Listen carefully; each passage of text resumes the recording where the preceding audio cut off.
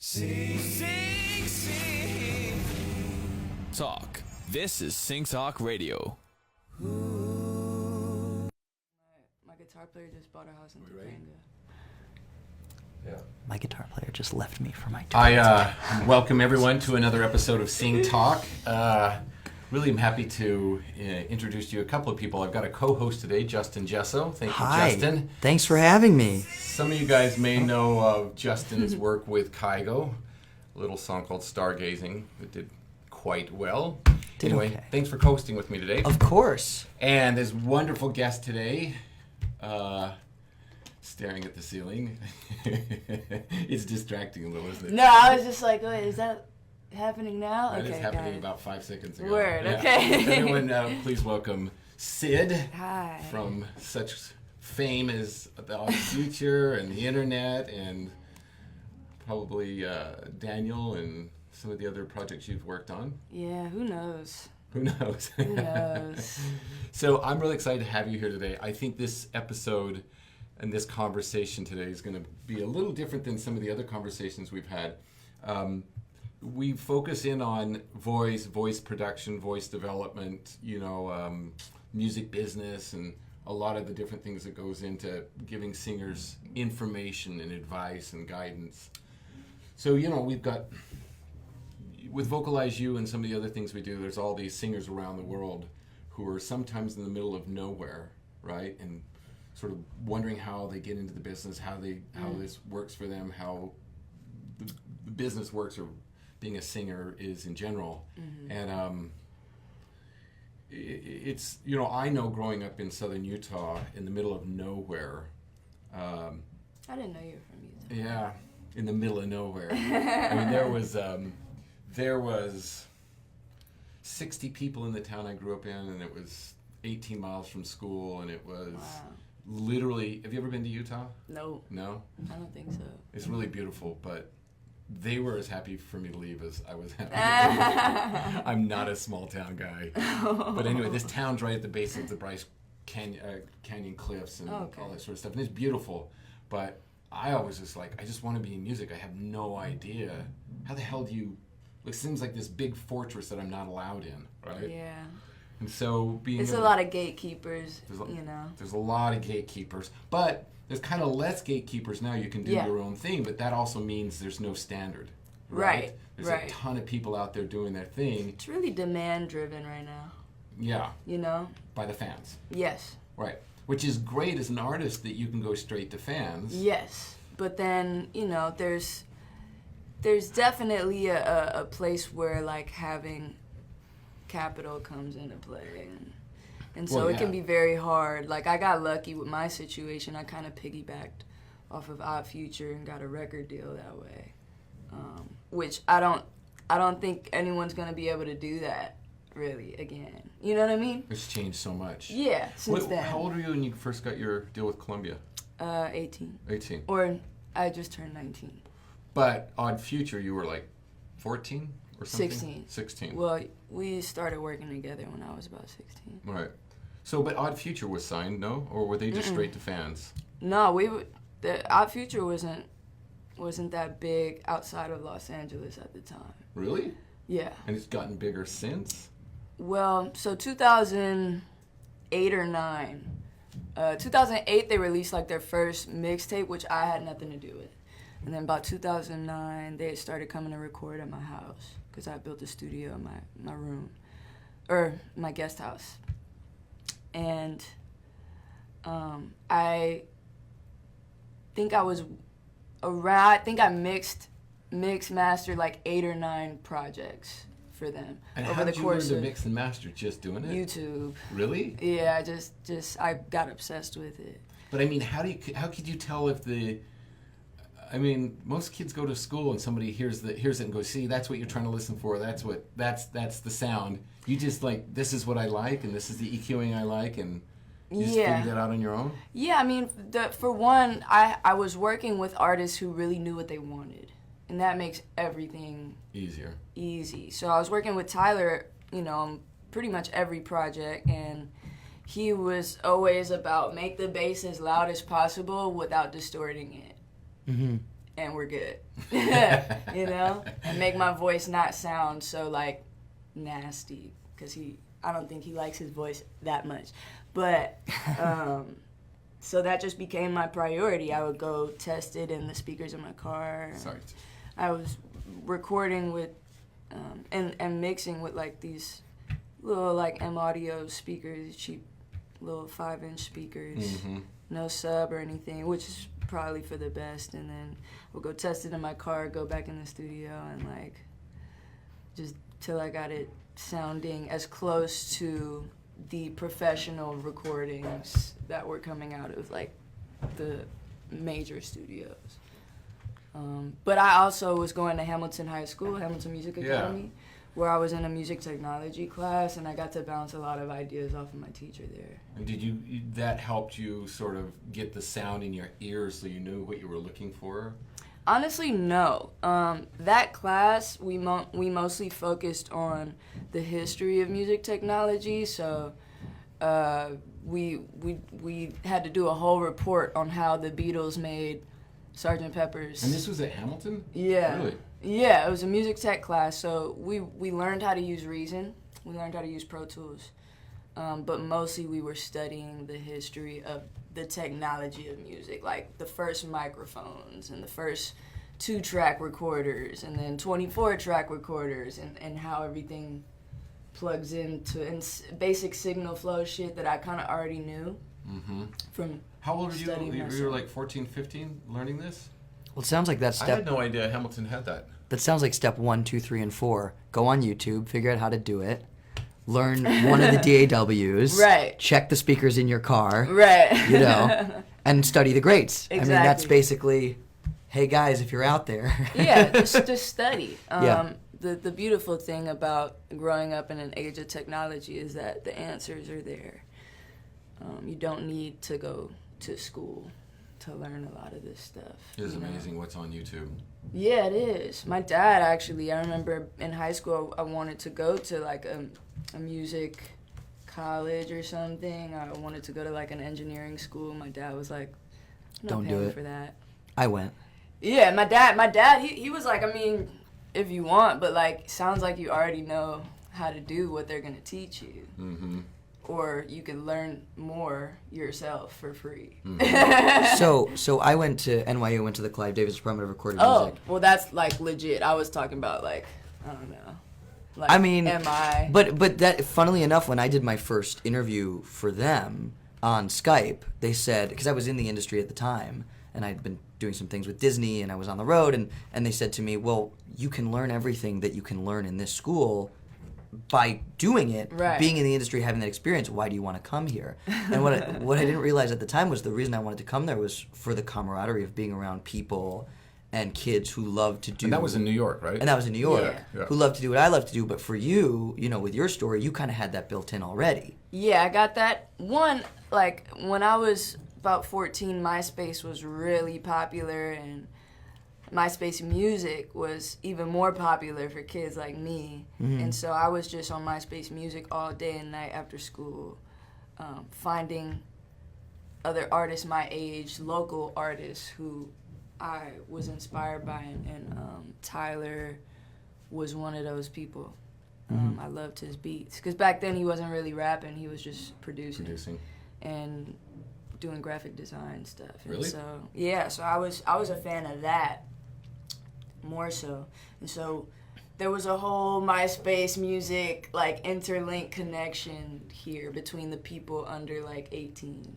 And you know, this is at the time also like jerking, the jerk movement got really popular, and that came out of my school.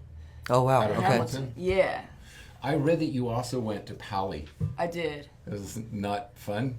Not very noteworthy, no. It was very sad Did they times. didn't they have any music over there? Or? No, not really. They had a guitar class. I took that. Okay. But it was one semester. My brother-in-law was the coach over there, Oh. football coach over there until last year. Oh, word. It's a funny place. There's a lot of politics and a lot of... It's a very sports-driven school. Is it? Yeah, it was not an arts-driven school. Hmm. And when I was in 8th grade, I wanted to play basketball.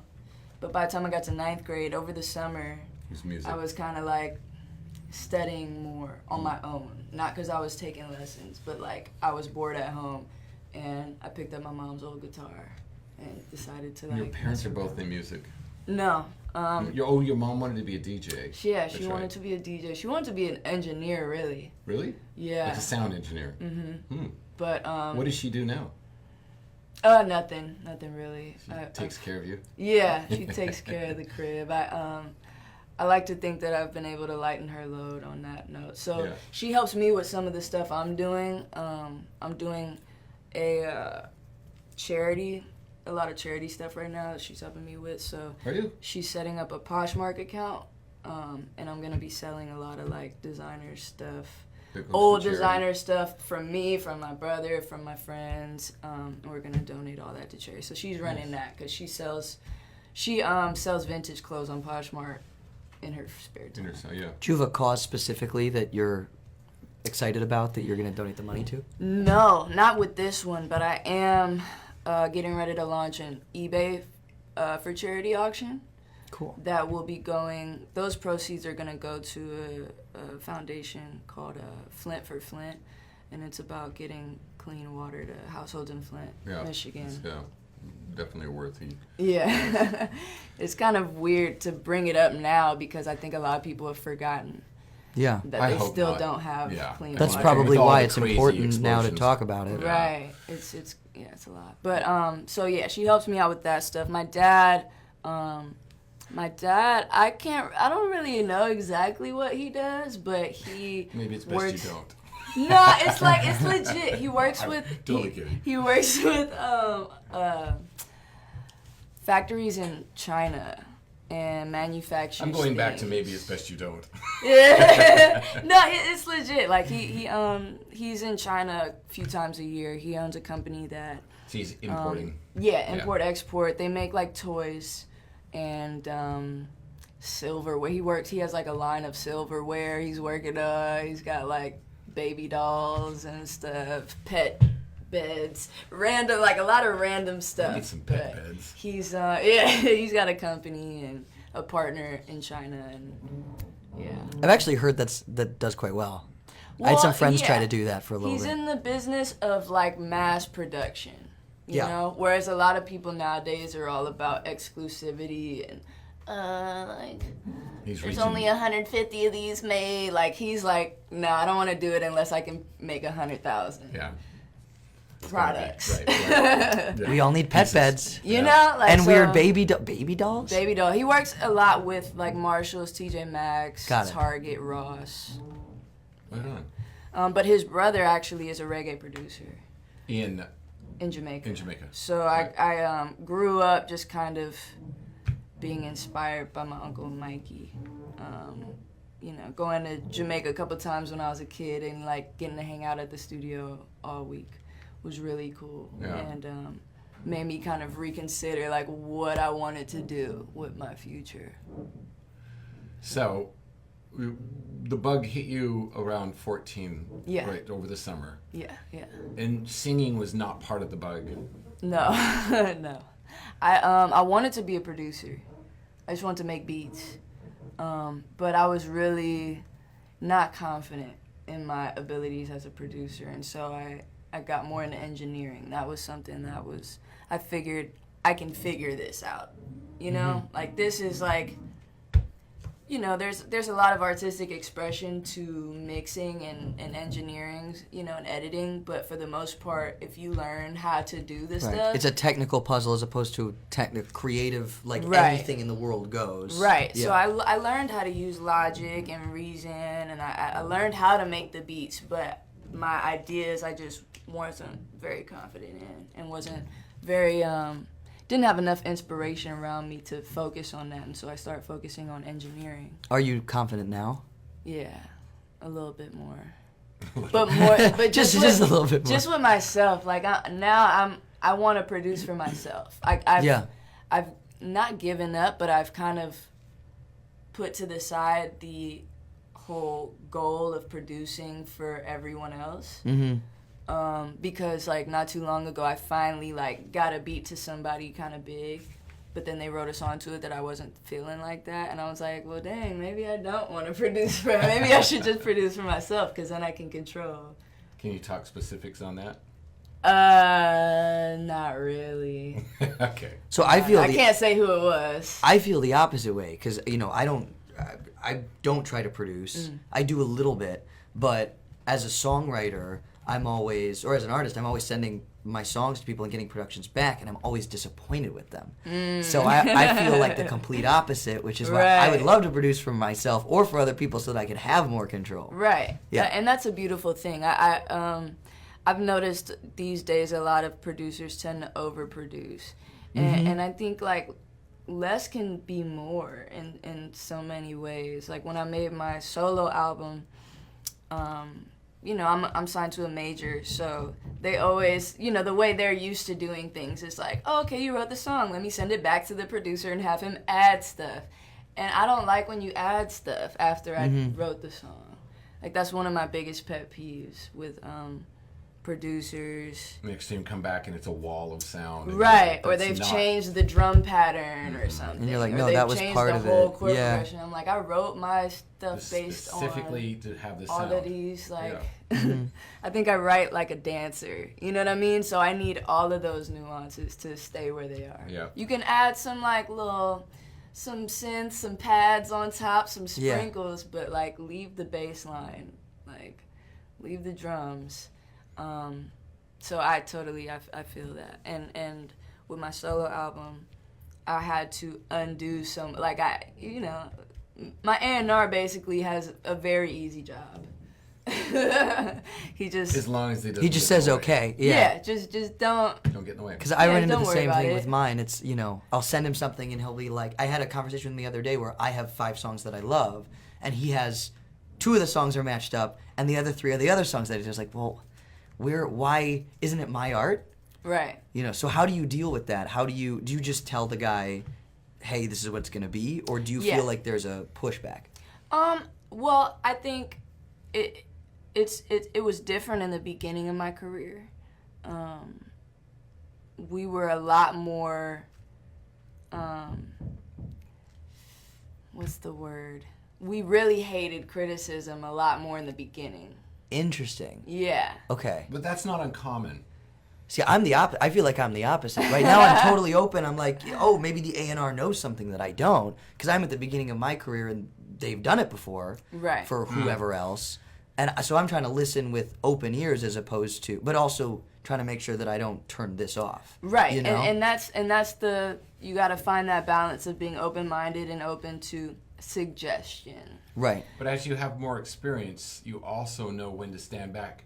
You also have people on that level, and you now can start to trust them because you have the experience of these people on that level, and you can stand back. It's really specific, though. You know what I mean? I think the part of the industry, one part of the industry that's broken and is changing is the A&Ring facet of it, and just the major label structure in general. Mm-hmm.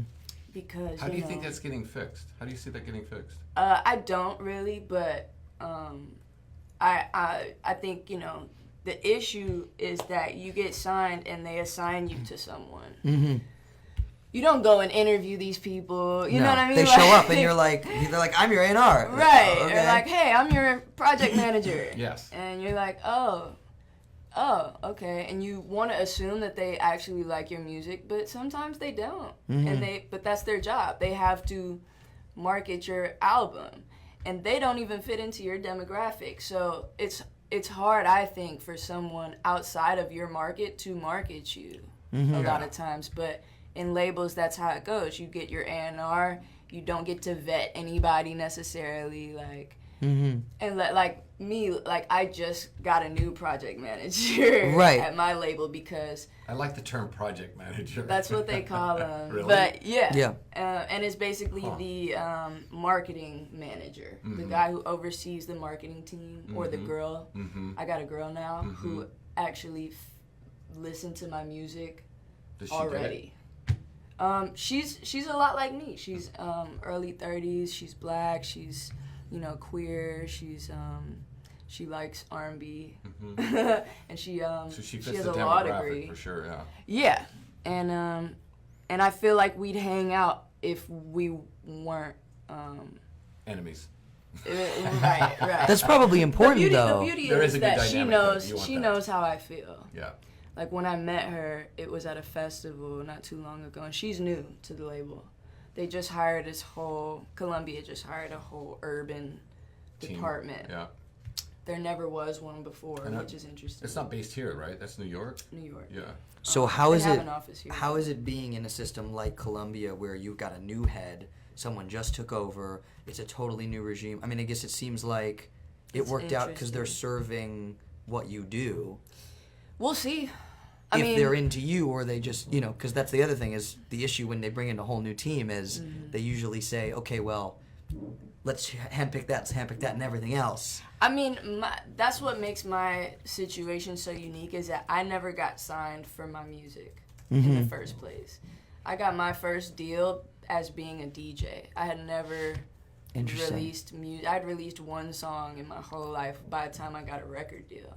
No one ever expected me to release music. I was just part of the package.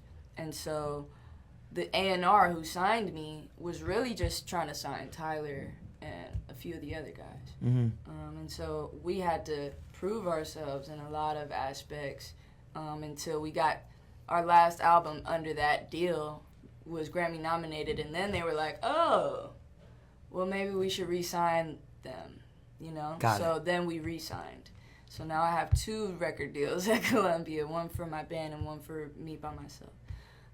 So one with the internet, and then one with you completely on your own. Yeah, Oh. a solo deal. And those deals, I was signed by my current A&R, which is nice, and he's someone that I hang out with regardless.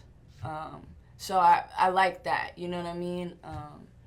And we got a new urban department, so we got 2 new heads of the urban department. We got a couple people under them, and they're basically really trying to, because it seems like a lot of the urban artists on Columbia are unhappy and ready to leave, and so Is a that lot just of because they haven't had a department that gets it? yes, Yeah. I would say, Yeah. and Columbia I think is such a big company that for the most part I think they've been doing it a certain way for so long. I don't know. I think they're clearly ready for a change because they've hired all these new people, and when I met these new people, I told them that I was ready to leave, and they were like, "Oh, we just got here," and I was like, "It's clearly not about you guys. Don't worry, it's nothing personal. I'm not very happy with my situation here, so I'm excited to get this album out and go." And now they're kind of like, okay, well, we're going to try to do our best on your next project because we listen to your music anyway. And we'll see how that all goes, because what I've learned recently is that even if your marketing manager, your project manager is your number one fan, they have a boss. Yeah, of course. And they can only do as much work as their boss allows. Yeah. So even if my new project manager is like, yo, I want to open $100,000 budget and go radio and do da-da-da. It's got to get approved. Yeah. It's got to get approved by their boss. Well, I think the reverse is true, too. If you have a guy at the top who signs you who's really, really into it, but the guy who's working your project doesn't really care, then it's got to be aligned all the way their through. boss can make them care, though. Yeah. That's what I've realized. Like, there's a lot of artists.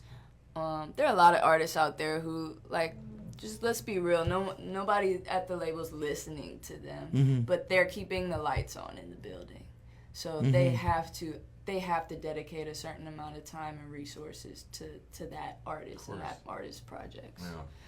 Yeah. So it's interesting, even. I guess for the future right now, you're just going to have to sit back and wait and see how... Yeah, and the beauty of it is, like, it's becoming more demand-based, and if there's a big demand for your music or whatever, then you'll be okay. Cream of the crop rises to the top, you know? So they can put all this money into an artist, but if the artist doesn't have fans, doesn't have real fans, right? If it's like, if it's a fleeting kind of they're not engaged, trend. They're not with you. Right. Or there's other things that are going into it, bots and stuff. Right, which is ironic because a lot of these artists who are keeping the lights on, per se, they get signed to these long deals, there's multiple albums, and it makes no sense because these are the exact artists that people bring up when they say, oh, they won't be around in another 5-10 years, you know? Mm-hmm. And yet they've signed them for that long. Typically, you know? Huh. They're trying, you know, it's all incentivized.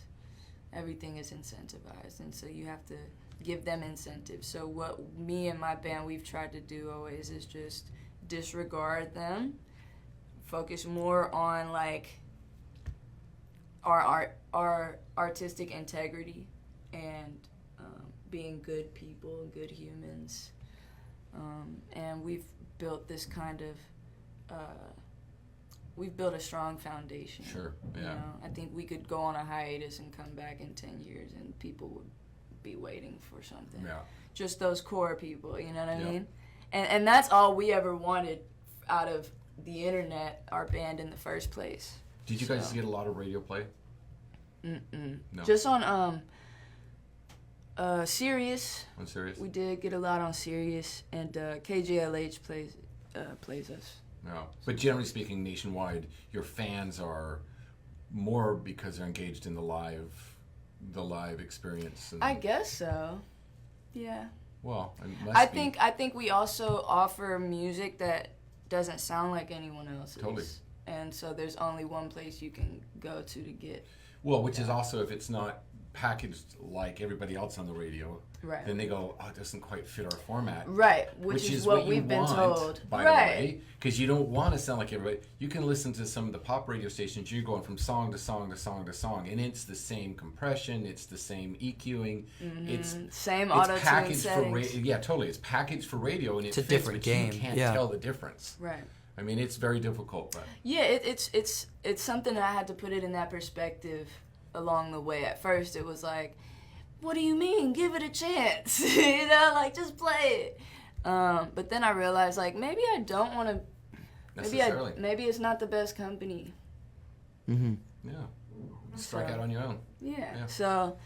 Well, let's circle around towards to the touring and the live shows and the festivals and your experience. Like, I don't know the answer to this. The Odd Future tour a lot. We toured a lot for like 2 years. Did you? A year or two. Yeah. Like regular, kind of like you've done with the internet, or has the internet been a lot more? Well, we've been me and my band. We've been touring a lot longer. Odd Future, we were only able to stay together as a tour entity for like 2 years. And that ended in About 2012. 2012. Yeah. But you did a reunion in Wembley, right? Yeah. Oh yeah, we kind of did that. I mean, like a one-off. Right. It was a opening. Basically, I think it was really a Tyler show. Was it? I think because we were opening for Eminem, Mm-hmm. and but I'm pretty sure it was a Tyler thing. But they wanted to bring the whole squad back together. By this time, I had already quit DJing. My brother was DJing for them, and so they decided to put us up. We had 2 DJ setups, and so Really? we would just go back Going and back and forth. forth. But it was really cool. It was cool to say that we did it, Mm-hmm. and it was cool to be on stage at Wembley.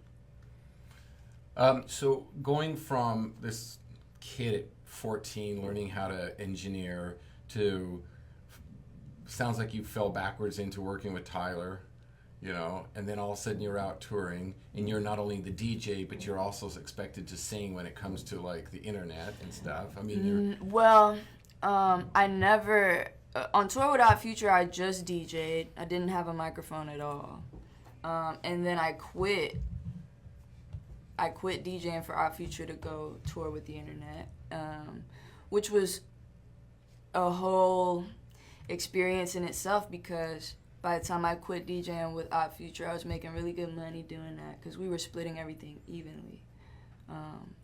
which we didn't, you know, most groups wouldn't do that, especially when one person is like the biggest in demand, you know, biggest artist in demand. So when I go tour with Kygo, I don't.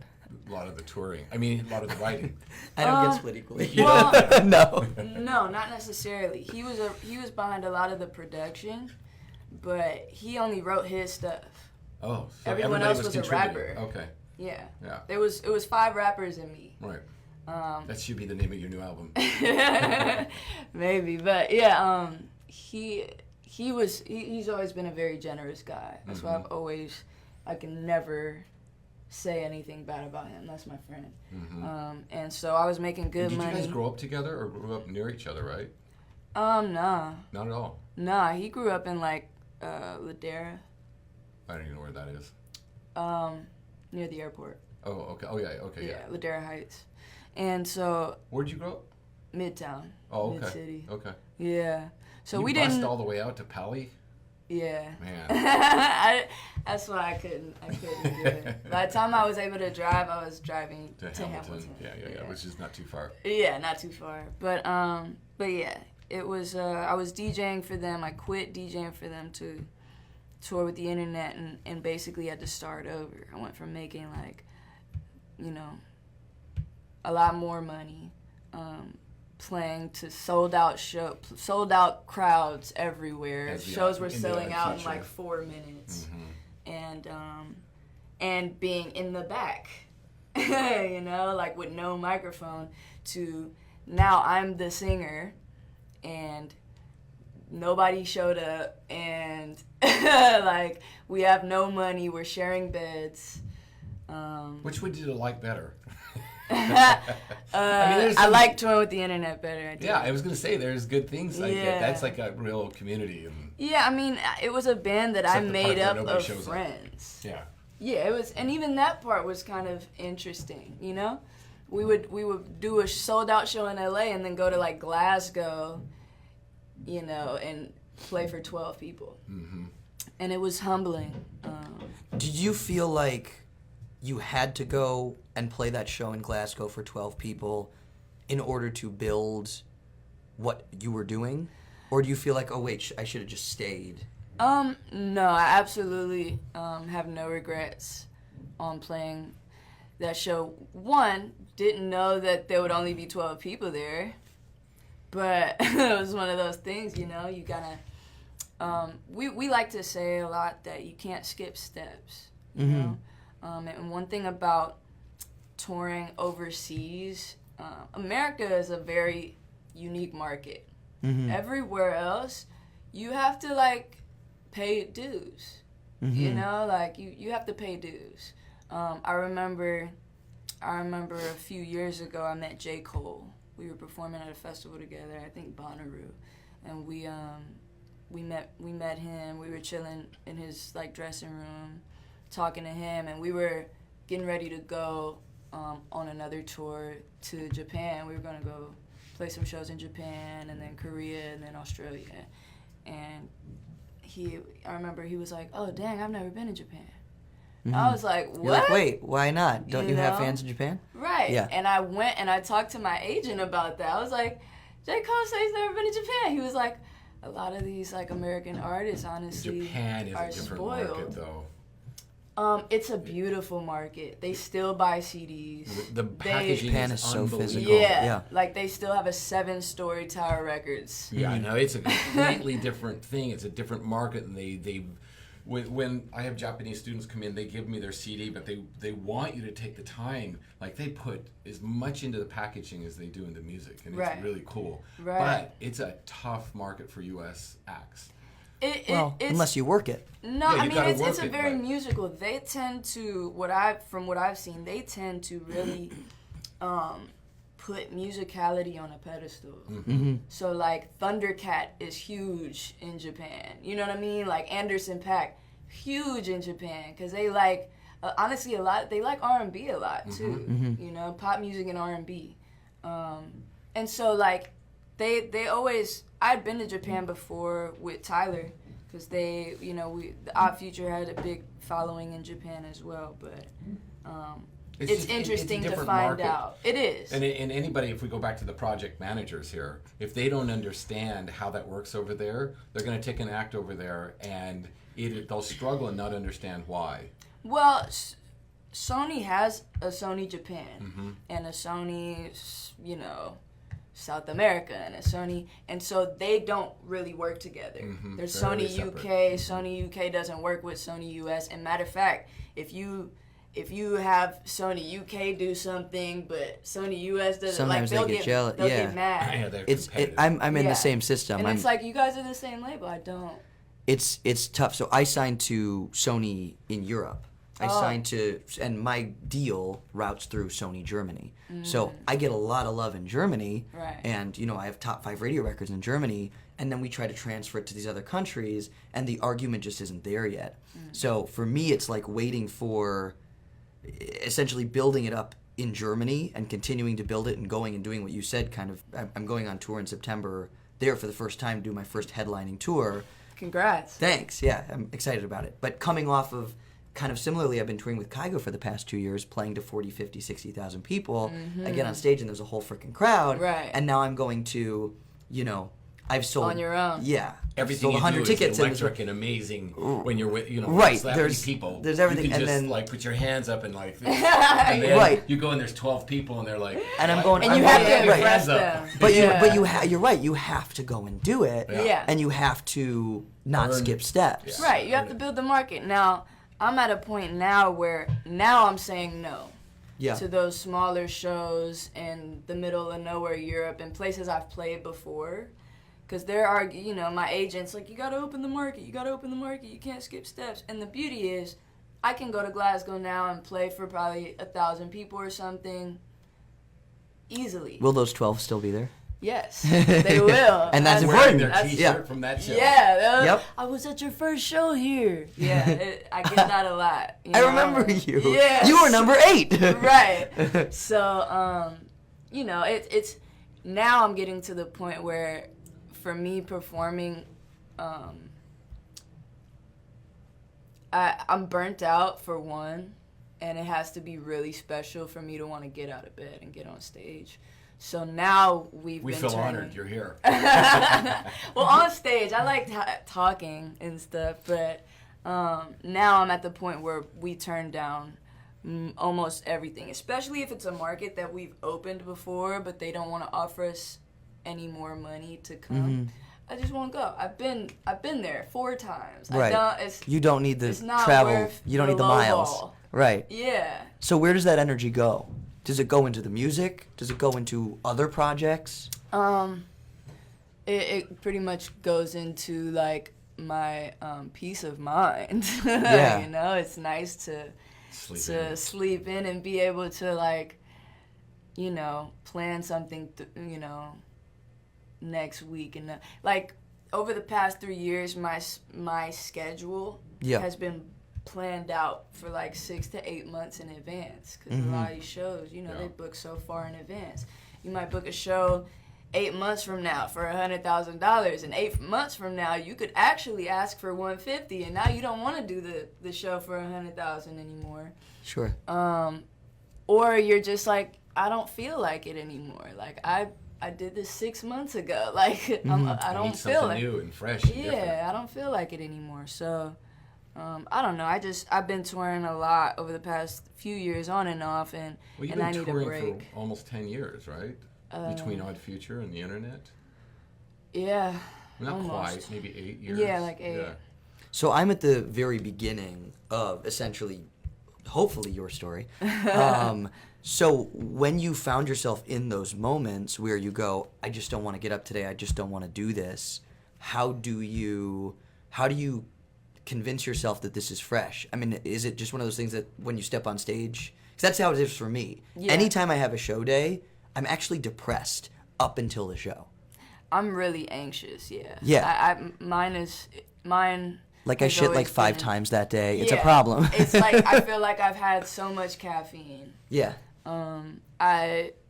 For me, it's all about Did it always feel that way? yeah. From day one? Yeah, it used to be worse. Yeah. I was, first of all, Did you I've always... ever love it? Did you ever get off stage and go, man, That was awesome. Yeah. Okay. There've been a few of those. Okay. But I've always gone into performing from an unexperienced state. You know, like when I was touring as a DJ, I taught myself how to DJ 2 months before my first tour. Mm-hmm. Taught myself, like on YouTube. So a lot of my anxiety came from, I don't know what I'm doing, honestly. And this wasn't small. I mean, you were going into big crowds from day one. In the beginning, it was like 300 cap rooms. That's still, and then the next tour it was 700 to 1,000 cap rooms. That's the thing I can't comprehend. Because I'm, again, at the beginning of that, and that's what I'm doing. And I see that journey, and I see people doing that, but I'm like, how in the world do you get from 300 to 500 to 1,000? Like, does it just happen? Is there something that you feel like you did, or that the crew did, that generated that type of buzz and that type of momentum forward? It's attached to ultimately that, a mind map. As you talk about that, I want you to talk about your feelings of watching it grow, the anxieties and other things. Well, it's ultimately a mind map. Say I a long time ago was on the cover of LA Weekly. I'm sure that helped sell some tickets for our first LA show. Mm-hmm. I do a campaign for, I don't know, Subi in Australia. Now my picture's all over like the General Pants stores in Australia. We do Laneway Festival, and right when that campaign drops, and so now people are seeing us at the festival, and then they go to the mall and see us in the store. Mm-hmm. And so next time we're in town, they'll hear about it. Mm-hmm. You know what I mean? It's all those little things that you do. You do an interview in this magazine, and so heard about it, and then the next week they heard your song pop up, and they said, "Who is this? Oh wow, I just read it. I just saw them in a magazine." Let blah me, blah blah. da-da-da-da. Let Oh, me they're put it in on my Apple Music. Yeah. It's and a lot of it's word of mouth. You do a show, somebody's in the audience, and they put it on their story or whatever, and they're like, "Oh my God, this show is so amazing! Like, I got my life tonight." And now their friends, They want to come back and see it. they might want to go see it. They might hear whatever's playing and be like, "That sounds pretty cool. What is that?" It's all those little things that kind of So Odd Future add to wasn't everything. on a label, so We were. Oh, you but were? when we first started touring, our first tour probably lasted like a week, and we weren't signed. And then we signed a deal, and then we started going on tour. But our deal was never 360, so the label had nothing to do with our touring. So how did all this happen? All Without a label, all this growth and all this connection. shock to these different value. things. Odd Future, Yeah. shock value. Really? Yeah. And culture. I mean, I feel like that was the crazy thing about what you did. You created and tapped into a culture that... Yeah, I mean, I think Tyler spoke for a group of kids who didn't have a leader, at the time, and I think it was polarizing. You know what I mean? So, you either hated it or you loved it. Which is great. Right. Right? Music, people who worry about people not liking them, artists that worry about that, is like, that's not, you're in the wrong business. Yeah, it's not. It's meant to be divisive. Yeah, it's meant to be, like, it's meant to make you feel something. Right. Whether it be good or bad. And so with Odd Future, there was a lot of shock value involved. Tyler was wearing a ski mask and talking about crazy shit, and ate a cockroach in a music video and stuff like that. Like, it was a lot of, like, jackassery. Which is about the time Jackass was popular, Exactly. too. Yeah. And so we tapped into that audience as well. If only I filmed myself eating that cockroach a couple years ago, I'd be huge. Except it was in a pie I'd ordered at the restaurant. Anyway. Yeah. No, we tapped into that, and it started buzzing on its own. But this was also a time when blogs really were gatekeepers. So I had started sending press releases before we had a manager, before we had PR, anything. I had started sending press releases to all the blogs whenever we dropped a new album, and they started posting about them. And the next thing you know, my current manager, he was working at Interscope at the time. He's reaching out, playing Pat's reaching out. All these famous managers are reaching out, and they have most of them have my email because I'm the PR person also, and it just which is a flipped. great testament to if you want something Do it done. yourself. Because I fight that all the time, where it's I've been going through that for a long time. Yeah. Not the PR issue in general, but I'm a jack of all trades. So with the internet, were you still in the driver's seat in terms of marketing and propelling the brand forward, or you just So my partner in the internet is my best friend Matt, and he's more visually artistic than I am. So typically he'll handle like all the flyers and the stuff like that. I built the website. I don't know. A lot of the idea work comes from me. But it sounds like a lot of the manifestation of the idea work also comes from you, which is probably why it feels so authentic, is because there's, it doesn't get translated through a web designer or translated through someone else doing the mix. It's no lost in translation. Yeah, well, I do a lot myself. I engineer myself. I co-mix. Do you still produce everything at home? I don't produce. For instance, on my solo album, I only produced 3 songs out of the 12 on there. Well, somebody else is producing it, huh? I've worked with a bunch of really awesome producers on that album. And on the internet albums, my band produces it. So I want to circle back around to the human part of this. Like, you're sitting there being in charge, like at Odd Future and the internet, pushing the word out, getting this out, watching the crowds go, which is feeding into your anxiety. Like, you're the reason you're anxious. Well, yes and no. The beauty of like the Odd Future situation and why I felt so comfortable with and confident about leaving was because I knew that I was not the driving force in that. But once I left, everybody split. Well, I don't mean that. I mean the PR driving force. You're part of that. You're part of the reason the crowd kept growing. Part of the reason. Yeah. And the crowd's growing is part of the reason that you're feeling like, I don't know if I want to do this. I don't know if it was the crowd growth that made me anxious. It was more so that I felt like I didn't know what I was doing. I felt like, damn, okay, my number's been called and I don't know what I'm doing. You know what I mean? Like I said, I had only been DJing for 2 months by the time I went on my first tour as a DJ, and it was a big... How does it feel to go from DJing to singing as far as that goes? I mean, DJing is stressing you out. Singing is... even way more worse. Stressful. I didn't think it could get worse, but yeah.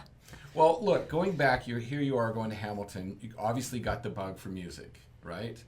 And Before there, I went to Hamilton because I got the bug at Pally. Right. Because there was no music classes at Pally, and I was like, dang. I want some music. So you do this, and you could have never predicted your life would have turned out how it turns out. I mean, nobody can.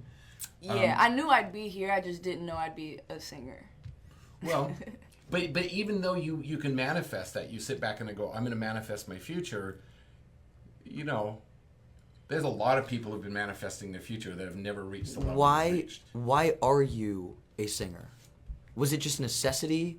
Was it a feeling that you had where you're like, I need to articulate it myself? Just like the other things, like this is not lost in translation when it's coming out of my mouth. Yeah, I think, I wrote my first song I ever wrote, I was 16, and I had my studio, and I was friends with some singers, and I asked one of my female friends to come sing the song for me. She is an amazing singer.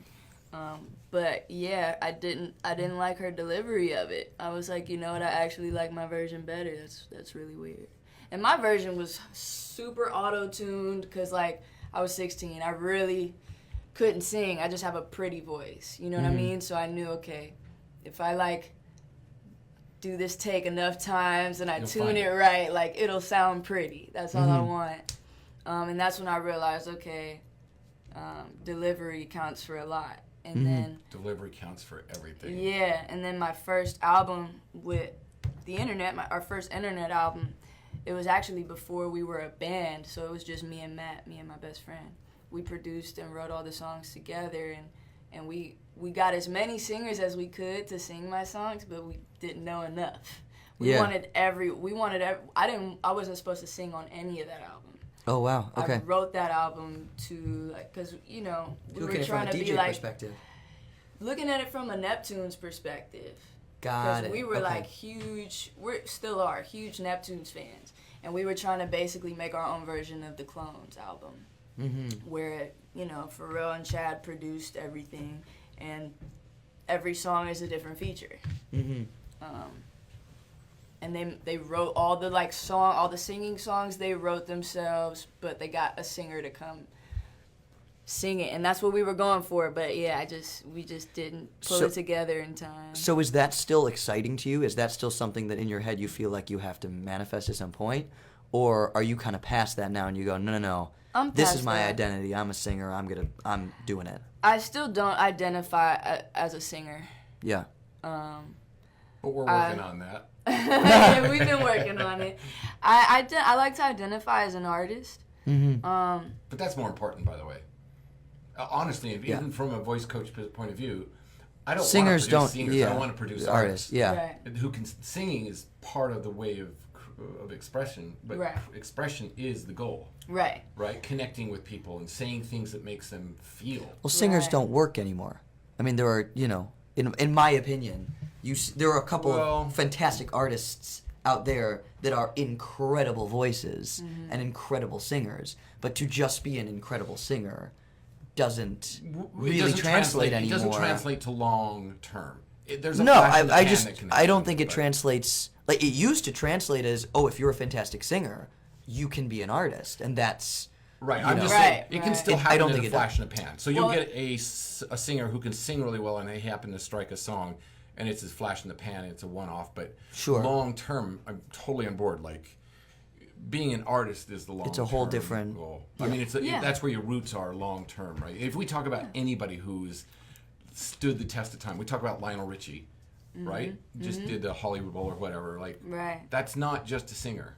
Right, and I think it comes from self-sufficiency. You know, I think the difference between artists and singers is an artist can create something from scratch themselves. You know, they might like to collaborate with people or, you know, work with someone on a lot of it, but they have a lot more control than a singer. A singer is at the mercy of the songwriters and the producers. Unless you learn to write. Right, and a lot of singers don't want to write, and I get that. Like, I have a friend who is a really great singer and a dancer, and I remember, like, she wants to be an artist, but she's, you know, had a hard time trying to get the confidence and get up on her feet enough to, like, commit to making a project or something, and just and failing. Yeah, failing. And even if you do, I think it's such a saturated market. It is, and that goes back to, like, back in the day, you could get discovered and blow up, and now there's being a singer. Right, now everyone can sing. Well, the problem is, we're going to go back to where we started a little bit. There used to be gatekeepers. Now there's no gatekeepers. You can just put your stuff on YouTube or SoundCloud or Spotify or whatever. People discover you, and that's why there's so much out there. There still are gatekeepers in the sense that the bloggers and things. Right, because, you know, and the labels and the money and the, you know. Yeah, I mean, it's all about exposure. It's all about exposure. But what we were saying before is, like, you don't need a label.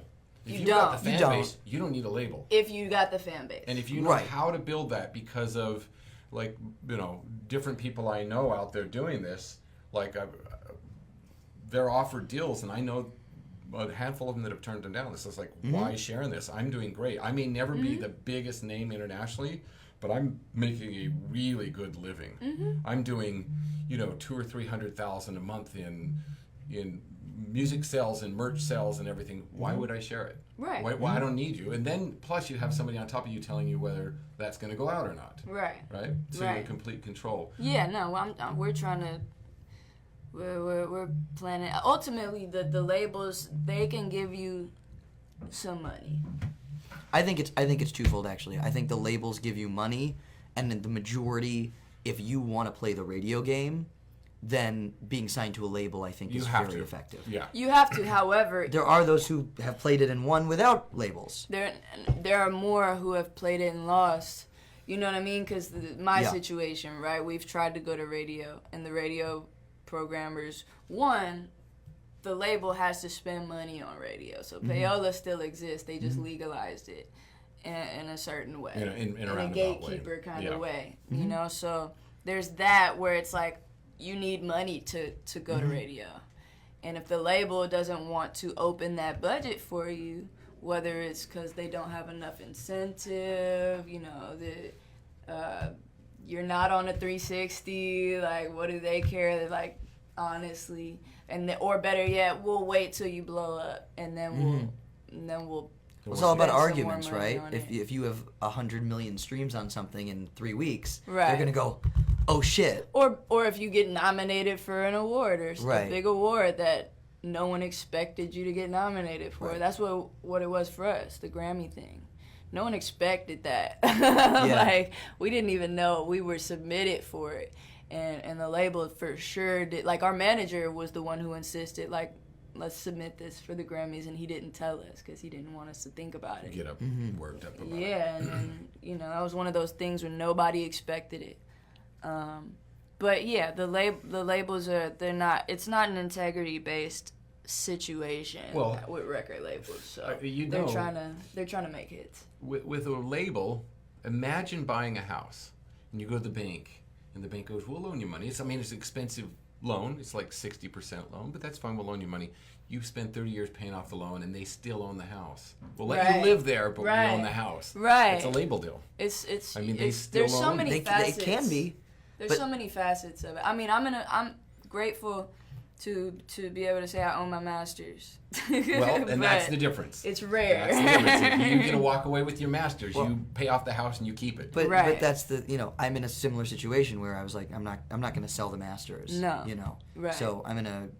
And I think you guys understand that's an exception to the rule. Well, I think now it's becoming getting more and more because the labels realize that their power is less and less. Right. And, you know, it used to be that was it. That was the only way. This is the deal. And now it's not the only way. But I think whether you're on a label or you're off a label, the amount of people who try and fail and try and fail and try and fail is always going to outweigh the people who are able to break through.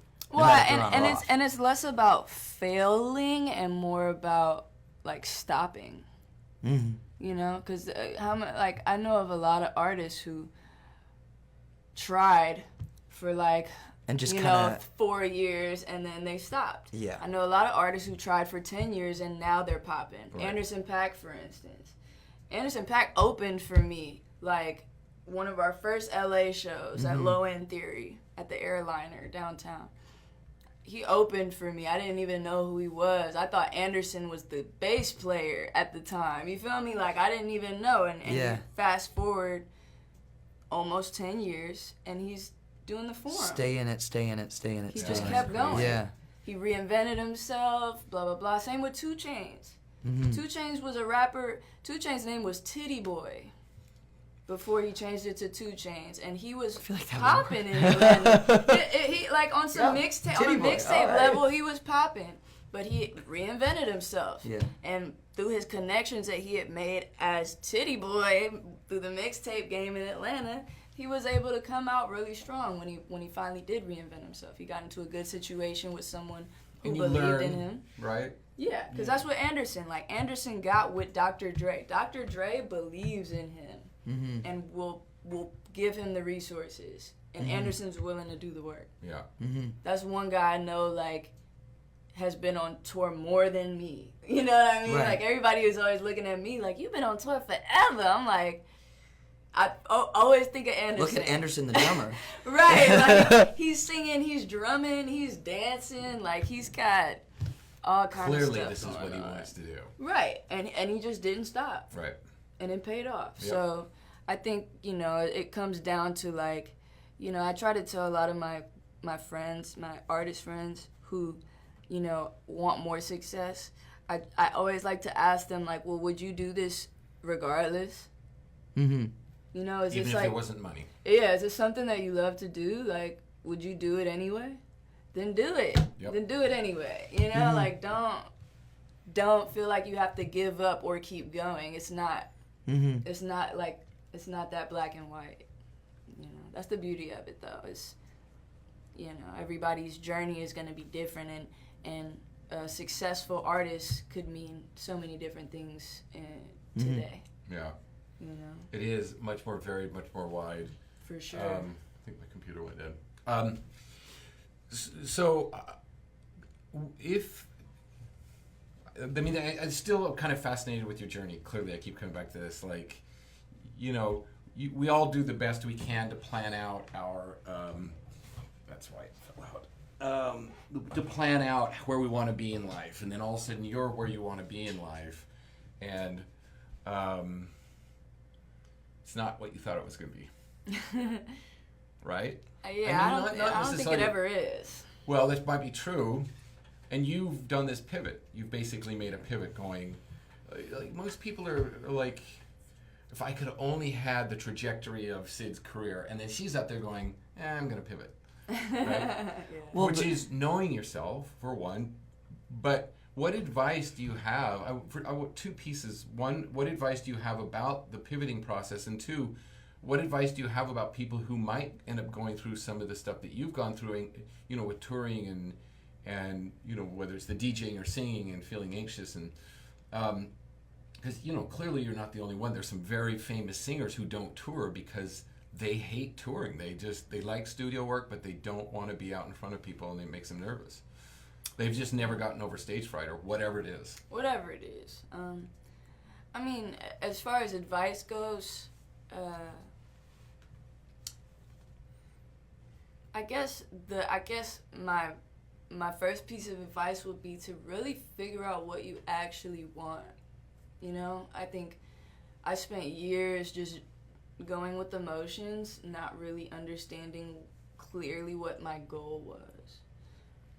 And also just, you know, you have to try things to see if you like it. You know, I realized I don't like doing photo shoots for magazine covers. I just don't. So I don't want to be on your magazine cover. You know what I mean? The first couple times was fun, and then it turned. It was never fun. It was never fun. No. I mean, there's just, I realize also that I'm a control freak. So one thing that I need out of any situation that I'm going to put my name and my face on is a level of control.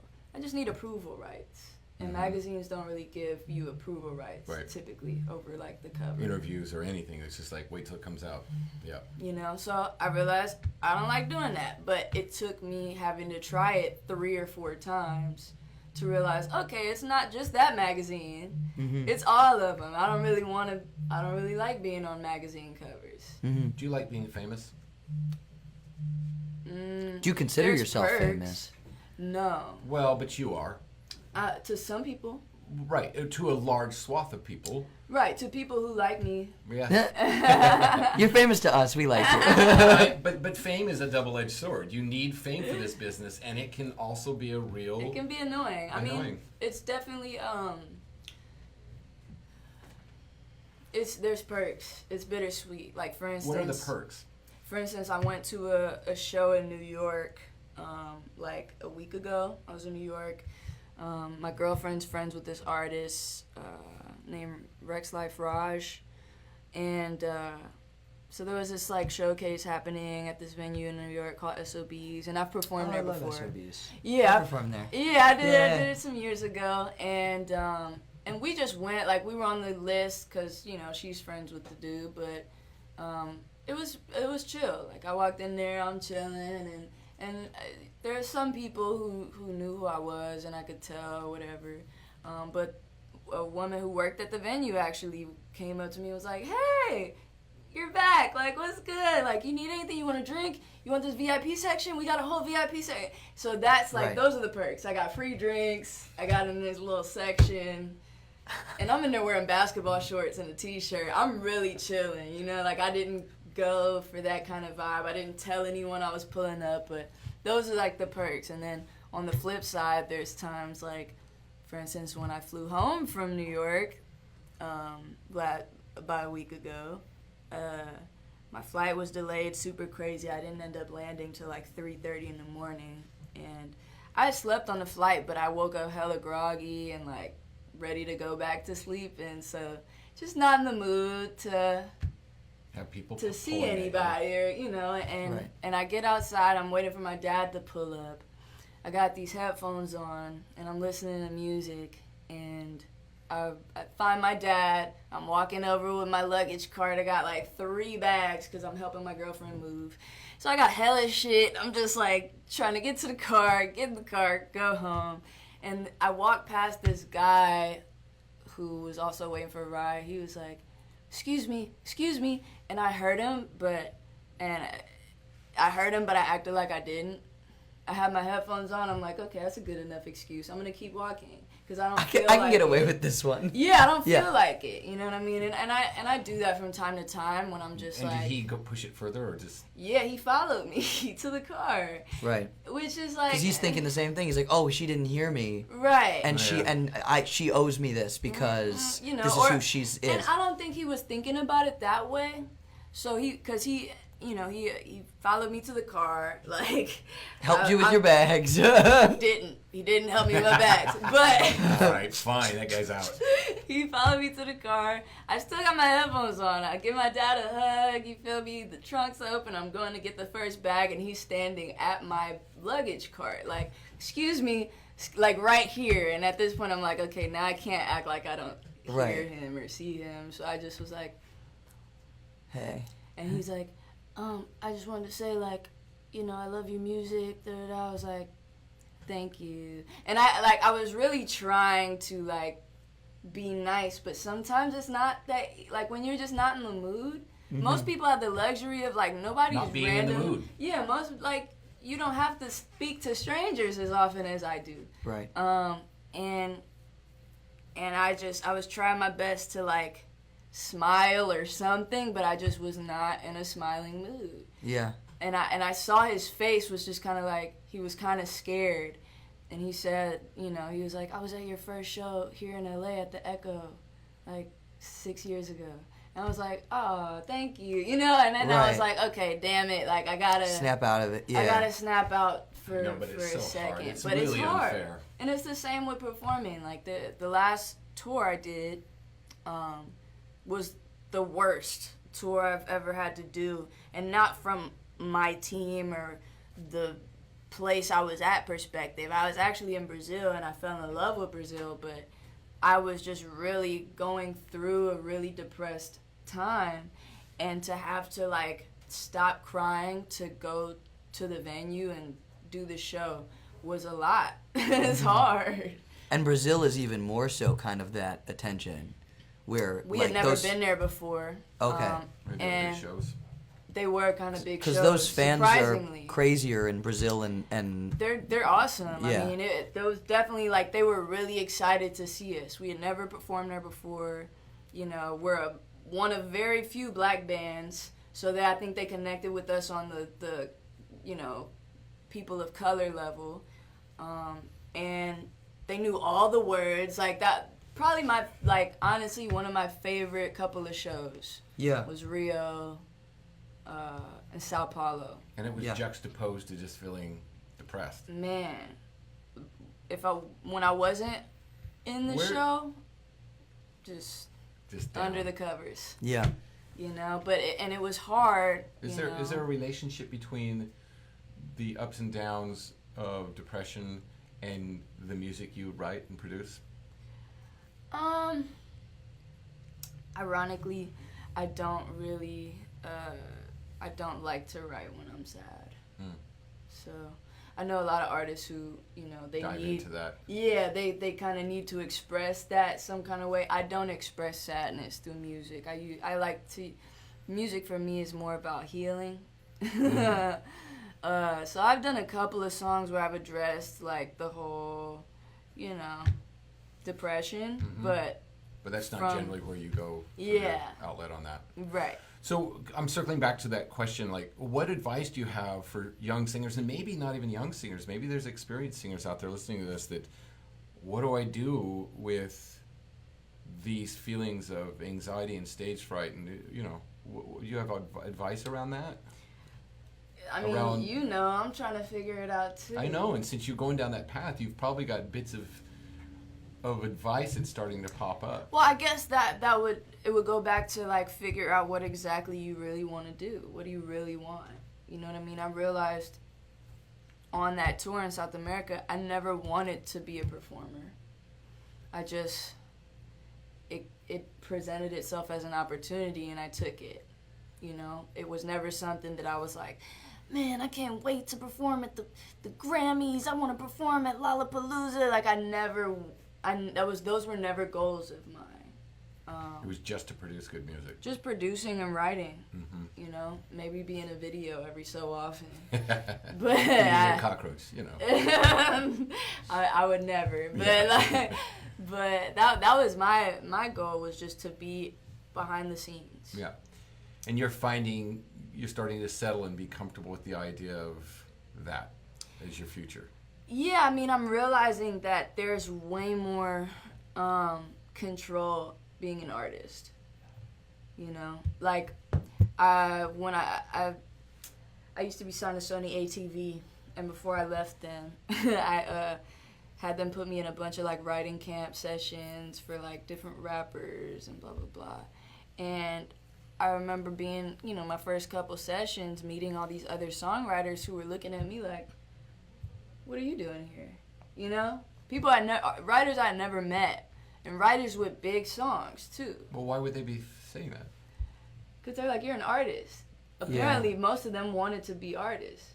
Yeah. Yeah, it's just anti the path that they're on. Well, and no one thinks of you that way because it's their goal. So Right. like, well, you got my goal, so why you come in trying Why to... are you backing up? Right. They this. felt like I was kind of... Stepping down. And me, I'm like, no, I want to do what you guys do. Like, what you guys do is a step up for me, because if I can be anonymous and still make my money and write good songs, but then from doing that I realized, oh, okay, you know, sometimes you write a song for somebody and they either flip it and do something with it that you don't like. It's so much harder, I think. Right? It's so much harder to make the money. It's so much harder to have any sort of control over what's going to happen and how it's going to happen. It's really very, very Yeah. little control in it. And so I've been encouraging all my producer friends, all my songwriter friends to make their own music, just to experience that level of control, because there's something so empowering about it.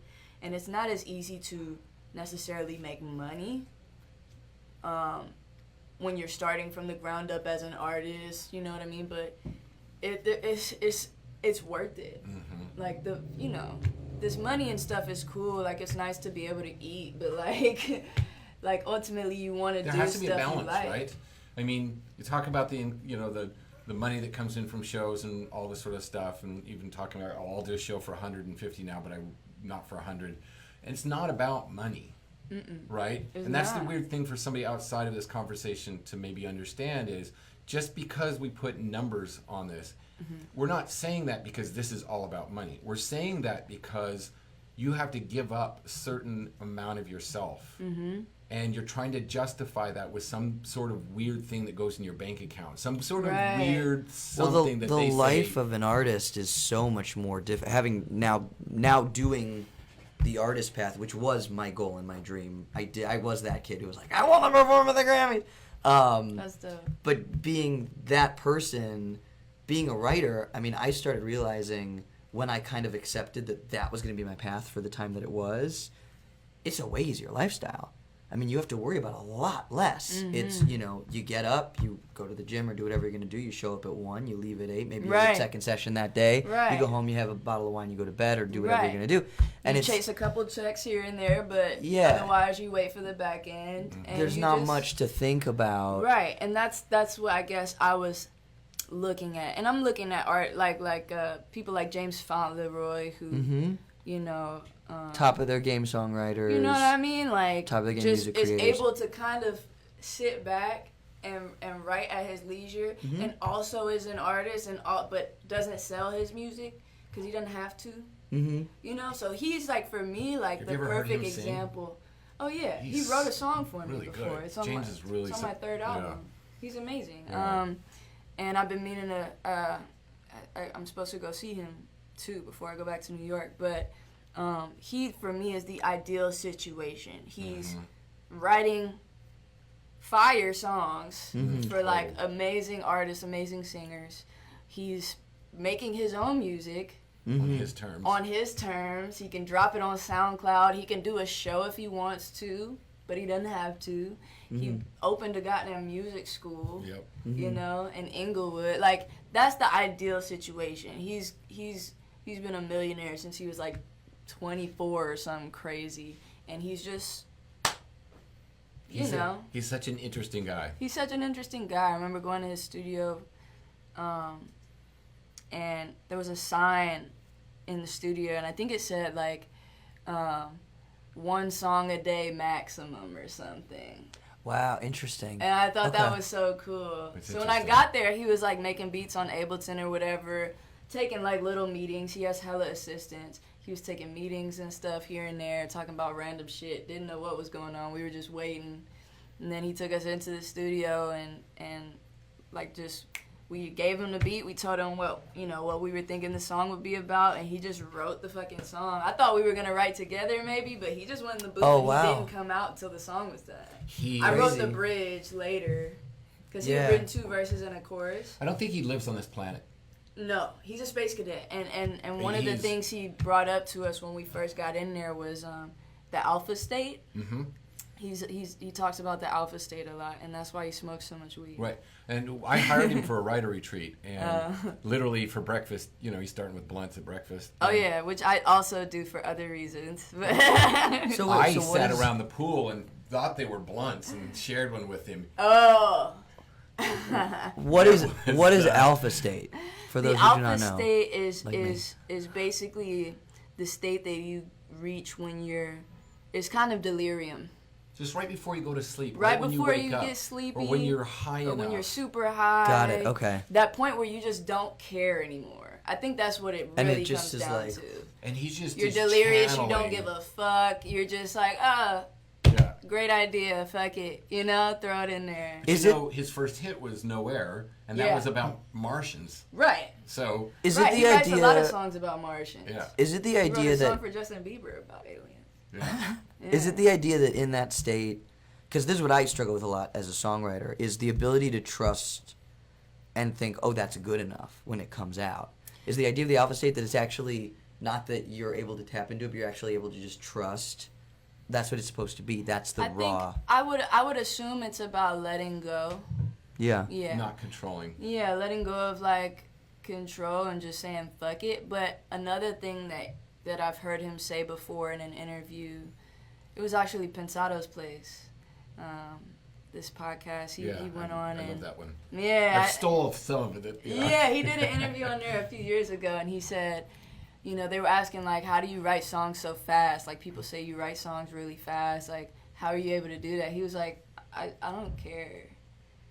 If it sucks, like I'll just write another song tomorrow. Well, that he doesn't feel the time pressure. It's not a race. He's not trying to be fast. He's just letting it flow, right? Right. And then it just get all of that conscious barriers out of the way, and all of a sudden stuff starts coming out. And I'm telling you, it's only from theory. No, I mean, you guys are. I can co-sign because what I've realized about myself over the years is that my first idea is usually my best. Mm-hmm. So what I tend to do when I'm writing nowadays is. Like, I won't sing anything. You know, you do writing sessions, the producer plays the beat, and the singers are like, like, they just start singing stuff, and nothing's happening. I won't. I'll wait till, I won't sing anything until I'm recording. And not in the booth. Like, I use my voice memos a lot, but, like, I have to record the first melody that comes to mind. Yeah. Comes out of my mouth has to go down because I won't remember it. Right. I'll never remember it, but it's gonna be the best idea. Yeah. I'm more and more like that these days. I used to be more like that person in the room who's like, if nothing's happening, it was like, wait. Yeah. We're here in a session. Something has to happen. I can sing. Let me do it. Right. And now it's like, my whole perspective has changed because now it's about me. Right. As opposed to about serving. And it's about the art. Yeah. You know, I think the one thing, I've never been about forcing a song. I've never been good at forcing ideas out. It makes me hate everything. Yeah. So I'd rather not write a song for 3 months than force myself to write songs for 3 months. Mm-hmm. You know, because then I'll start hating it. But it's art. Like I think it's really equality over quantity. Mm-hmm. It You know? 100%. And then, you know, once you do Although- a few things and get some reassurance, it allows you to go into a writing session and be like, That's not it. this ain't coming together today. Yeah. Let's try again. But I maybe. think for young writers, they're so worried about Well, you have to writing learn- a good song. you have They to never learn. write enough. You know, they just got to write some shitty You songs. just gotta write some shitty songs. Yeah. There's the 10,000 hour thing, I think, I think what Totally. you're talking about in trusting it and knowing, like, that applies When you post reach- 10,000 hours. Yeah, there is definitely a threshold. When you cross that threshold, you don't need to keep writing shitty songs. But Right. until you've written your first 100 shitty songs, you got to keep Or 1,000 shitty Or songs. 1,000. Yeah. Yeah, for sure. Right. Yeah. Yeah. I think I haven't written 1,000 songs. No? I've honestly, I've most of the songs I've written have been released. I don't hold on to music Wow, as okay. that much. When I'm working on an album, I don't really write 40 songs and then narrow it down. I write 12 songs. That's my album. Wow. That's You know, unusual. which the label Yeah. doesn't really understand. Well, The that's A&Rs unusual. don't get it. But Yeah. that's just how I am. I Unusual. fall in love with a beat. I'm gonna make this beat work. There have also been times, like on my solo album, there was this one beat that I fell in love with and was adamant about using, and I had some of my homies come over to help me write a song to it, and we couldn't get it, and I was so heartbroken, and I waited a few months, and then I tried again by And myself, it just came out. and it worked. So And it's ho- on my album. It's like one of the biggest songs on my solo album. Which one is it? It's called Body. Okay, cool. Yeah, it's like the second biggest song on the album, and that's just me. Like I just for me, like as a producer, I feel this intense necessity to do justice to like good production, you know, without overdoing it.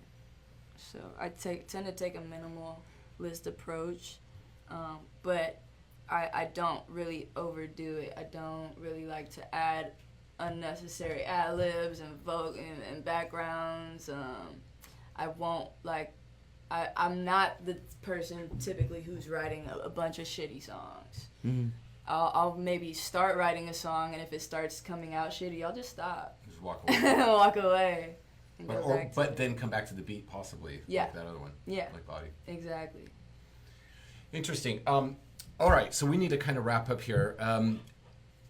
I just sort of in a nutshell, one piece of advice from Sid. Like it seems like resilience seems to be your theme, but Yeah, I what- mean, like, as far as advice to like be successful, you have to define success for yourself. You know, I know a lot of people who I look at their path and what they're doing, and I'm like, that wouldn't be yeah, success that for you. wouldn't be success for me. But to them, they're content. Yep. They're happy. You know. So what does that mean for future? What does future Sid's success look like? Uh, Are you painting it? Are you in the process of painting it, or do you Yeah. have an idea? Well, I'm working on some more music. I want to do, you know, I just want to release more music. Ultimately, I think I've reached a level of contentment in my current day situation. Like, my family's in good health. I got some money to like sit back on, you know, and I'm inspired. I think for me, like, maybe that would be my piece of advice is find more inspiration Wherever that is. wherever that is. Because like a month ago, I didn't want to make another album because I just wasn't really inspired by anything. But then I got into like some other music, heard some new stuff, and was like, ooh, I love how they did that. I want to do something like that. And now And you're back on. Yeah, now Right I'm on. writing again. All right. So. Awesome. Well, I really appreciate you coming and chatting with us. I mean, like I said, I think you're incredibly. Our conversations have always been super interesting to me. Like you're one of the most human, transparent artists I think I've worked with. I mean, it's just here you are, and there's no pretense, and there's no like trying to be something that you're not. I don't know, but it's always just felt really like grounded to me. So it's been, Thanks. yeah, I really appreciate you coming in and chatting I with us. enjoyed this talk. Yeah. This was fun. Yeah, thanks. It's Justin. Justin's a good interviewer. I just want to I just want to make sure you two don't like kill each other. That's my job. Is just to moderate the fight. Nothing there to kill. No. Anyway, thanks for coming in, Justin, as well. Of course. And, Thanks for having me. Yeah, special thanks to Blue Microphones and Ultimate Ears for their sponsorship with us. They are super supportive and awesome. Yay. Yeah. Anyway, until next time, thanks, everyone. Word. And we're out.